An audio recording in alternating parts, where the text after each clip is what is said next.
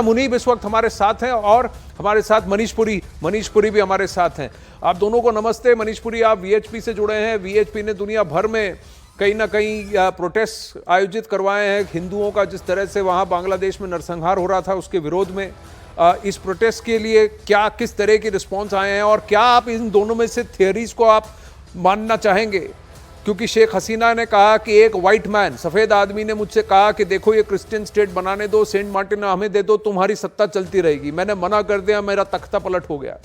दूसरा, कई कट्टरपंथी ऐसे मिनिस्टर्स हैं बांग्लादेश के अंदर जो इस बंगालिस्तान वाले एजेंडे से जुड़े हुए हैं। इतिहास इस बात का गवाह है और कई सारे डॉक्यूमेंटेड फैक्ट्स भी हैं जो अमित पांडे हमारे लिए यहाँ न्यूज 18 इंडिया पर लाए।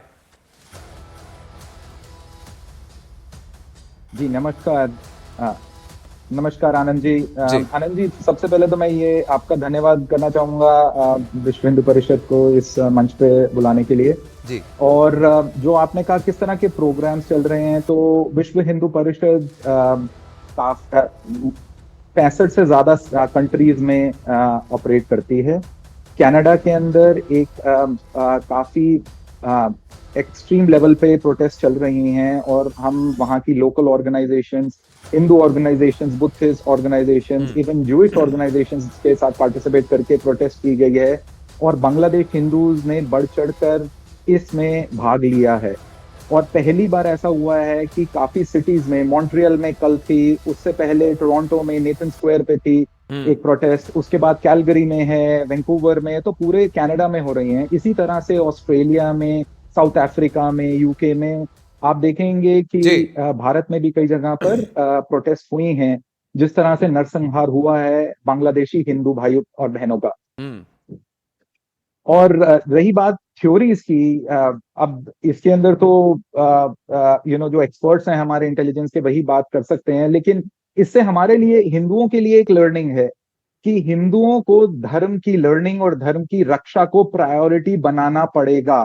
विश्व भर में जहां भी हिंदू हैं वहां पे संगठित होना पड़ेगा, एक साथ जुटकर कार्य करना पड़ेगा और पॉलिटिक्स में असर्ट करनी होगी अपनी पावर, चाहे वो कनाडा है, चाहे वो यूएस है, चाहे यूके है, चाहे भारत है, कहीं पर बांग्लादेश भी है। और ये इवन दो बहुत ही दुखद इवेंट है जिस तरह से नरसंहार हुआ है बांग्लादेश में हिंदू बहन भाइयों का, लेकिन फिर भी कल जिस तरह से रैली हुई है ढाका में, उससे ऐसा लगता है कि काफी रोष है हिंदू कम्युनिटी में वहां पे और वो एकजुट होकर साथ आ रहे हैं। देखिए, और अपने हम जी बांग्लादेश भाई बहन से ये सीख सकते हैं कि हम एकजुट होकर रहें, अपनी एकजुट होना आवश्यक है। और बांग्लादेश के तो गृह मंत्री हैं, उन्होंने तो लिखित में अभी ये भी कह दिया है, उन्होंने माफीनामा भी लिखित में दिया है कि देखिए जो बांग्लादेशी हिंदुओं के साथ जो प्रताड़ना उन्हें झेलनी पड़ी उसके लिए उन्होंने माफी मांगी और कहा है कि ये अब बंद हो जाएगा, बहुत जल्दी बंद हो जाएगा। लेकिन राजा मुनीब, आप कैसे देखते हैं कि ये जो जियोपॉलिटिकल एंगल है, जिस तरीके से यहाँ पर ताकतें, जो विपरीतात्मक ताकतें हैं, वो हम पर कितना प्रेशर डालेगा एज अ कंट्री? नमस्ते Anand ji, thank you for having मी।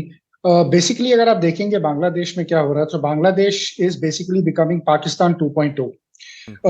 अभी तक अगर हमने देखा कि पाकिस्तान को किस तरह अमेरिका ने यूज किया था अगेंस्ट इंडिया और कहीं ना कहीं वो चाइना के अगेंस्ट उसको यूज करना चाहता था, आज की डेट में जो पाकिस्तान की रियलिटी है, जियोपॉलिटिकल रियलिटी है, जब हमने अफगान तालिबान विड्रॉल देखा है, उसके बाद से अमेरिका को भी समझ आई है कि पाकिस्तान एक स्टेबल पार्टनर हमारे लिए रहा नहीं है।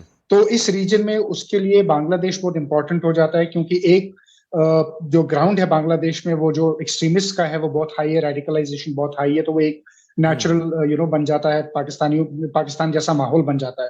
पॉलिटिकली भी अगर आप देखेंगे, पॉलिटिकल जो वैक्यूम है 1948 के बाद जो पाकिस्तान में हुआ वही बांग्लादेश में हो रहा है। एक इंटरिम गवर्नमेंट है और उस इंटरिम गवर्नमेंट जो है वो स्टेबल नहीं है, इलेक्शन का कुछ पता नहीं है, जमात इस्लामी बहुत हैवी है, आर्मी जो है वो टेक ओवर कर रही है। तो जियोपॉलिटिकली भी अमेरिका के लिए सूट करता है कि एक पाकिस्तान जो है वो नया क्रिएट किया जाए और ये पाकिस्तान जो है इसको चीन से भी दूर रखा जाए, जैसे वो पहले पाकिस्तान को नहीं रख पा रहे थे, और इस पाकिस्तान को यूज किया जाए इंडिया के लिए भी, इंडिया के अगेंस्ट भी यूज किया जाए और चाइना के अगेंस्ट भी यूज किया जाए। क्योंकि जो रीजनल सिक्योरिटी है और जो यूएस का अपना डोमिनेशन का गेम है, कहीं ना कहीं they are losing in Pakistan, क्योंकि उनको ये लग रहा है कि पाकिस्तान जो है as a nation is not going to survive for very long. जो हम पाकिस्तान की अपनी हालत देख रहे हैं इंटरनली इतने सालों के बाद, तो पाकिस्तान यूएस इंटरेस्ट को प्रोटेक्ट नहीं कर सकता जितना वो पहले करता था। जी बट आज की डेट में बांग्लादेश जो है वो राइफ है टू बी अनदर पाकिस्तान, जो उनके जियोपॉलिटिकल इंटरेस्ट को देख सकता है। सो अमेरिकन चाहेंगे कि एक तो उनकी बेस हो सेंट मार्टिन्स में, जहां से वो ऑपरेट कर सके, चाइना के अगेंस्ट ऑपरेट कर सके, इंडिया पे प्रेशर बना सके, और फिर इस्लामिक रेडिकल्स को both against India and against China जो है वो यूज कर सके और वो लेवरेज यूज कर सके। अगर आप म्यांमार में भी देखेंगे तो उनकी गेम यही होगी कि म्यांमार में भी एक तरफ तो क्रिश्चियन मिलिटेंट्स हैं जो फाइट कर रहे हैं, बट एक तरफ अगर आप अराकान रीजन को देखेंगे और जो ऑर्गेनाइजेशन है आरसा, तो वो सब रोहिंग्या देखेंगे तो वो सब रोहिंग्या है। तो एक इंटरनल स्ट्राइक वहां पर भी स्टार्ट हो जाएगा, और ये कोशिश करेंगे कि म्यांमार को भी दो हिस्सों में बांटा जाए, एक जो एक्सट्रीमिस्ट रेडिकल रहे और एक जो है वो क्रिश्चियन डोमिनेटेड रहे। तो जियोपॉलिटिकली इस वक्त जो है वो इस टाइप की जो सिनेरियो है वो सामने आ रहा है। देखिए, इसको अगर आप देखें तो जो इस तरह से अंग्रेज करते थे बांट की राजनीति, डिवाइड एंड रूल, कि यहाँ पर इसको बांटो, वहां पर उसको काटो और फिर अपनी सत्ता पर काबिज रहो और अपने इसको कंट्रोल को बना के रखो। मनीष, क्या इसको लोग समझ पाएंगे? जो कट्टरपंथी इस्लामिस्ट हैं, क्या ये बात समझ पाएंगे कि देखिए उनकी कट्टरपंथी को हवा देने वाले वही ताकतें हैं जो कल को इनको ही बिखेर के रख देंगे? तो क्या जो पाकिस्तान में हुआ, अफगानिस्तान में हुआ, वो किसी के लिए सीख नहीं है? उसामा बिन लादेन को जिसने ट्रेन करके खड़ा किया, उसी को उन्होंने ही जाके उसको ध्वस्त किया और उसको ग्लोबल टेररिस्ट करार करके पाकिस्तान में घुस करके उसको मारा। उसको सीआईए ने ट्रेन किया था। जी, आपका प्रश्न आनंद बिल्कुल सही है। ये जो कम्युनिटीज हैं, इनको सोचना है, जो कट्टरपंथी राह पे चल पड़ते हैं उनको देखना है कि क्या वो यूज तो नहीं हो रहे, क्योंकि जो फ्यूचर है कंट्रीज का, साउथ एशिया का, भारत का, बांग्लादेश का, और भी जो कंट्रीज हैं साउथ एशिया में, उनका फ्यूचर है ग्रोथ के अंदर, डेवलपमेंट में। और अगर कट्टरपंथी लोग इस तरह से या किसी के बहकाने में आते हैं तो वो अपने देश को ऊपर की जगह नीचे ले जाते हैं।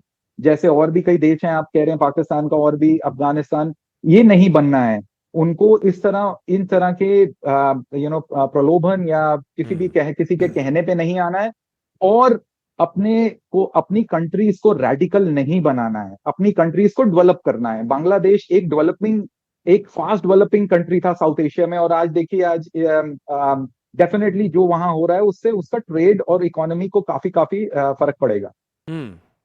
पर राजा, आप बताइए इसका तोड़ क्या है? भारत को क्या करना चाहिए? क्योंकि कई बार ये कहा जा रहा है कि वहां से अब प्रेशर बन गया है कि शेख हसीना को भारत से निकालो, हमको वापस दो। अब शेख हसीना हमारे यहाँ शरण में आई हैं, वहीं जो बांग्लादेश हिंदू हैं, उनको जो प्रताड़ना झेलनी पड़ी है वो हमारे बॉर्डर पर आकर खड़े हुए हैं। हजारों की तादाद में अब हमारे बॉर्डर पर प्रेशर बना हुआ है। पहली चीज हमको पहली सीख लेनी पड़ेगी, जो हमने गलतियां